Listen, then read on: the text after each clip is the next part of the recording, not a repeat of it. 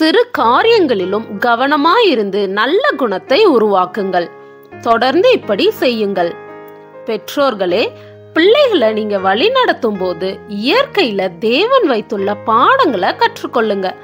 அழகான ஒரு பூ மலரும்படி தோட்டக்காரன் என்ன செய்திருப்பாருன்னு உங்களை நீங்களே கேட்டுக்கோங்க.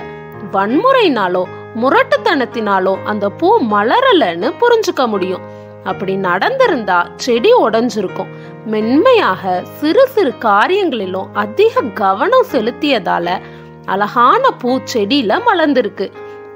தண்ணீர் முறையாக ஊற்றப்பட்டது, அதிக வெயிலிலிருந்து செடி பாதுகாக்கப்பட்டது, தகாத தாக்கங்கள் இல்லாதபடி பார்த்து கொள்ளப்பட்டது. இந்த முயற்சிகளின் பலனா தேவன் செடியை வளர செய்து அழகான பூக்கள் பூக்கும்படி செய்தார். உங்கள் பிள்ளைகளை நீங்களும் கையாளுவது ஒரு தோட்டக்காரன் ஒரு பூச்செடியை கையாளுவது போல இருக்கணும்.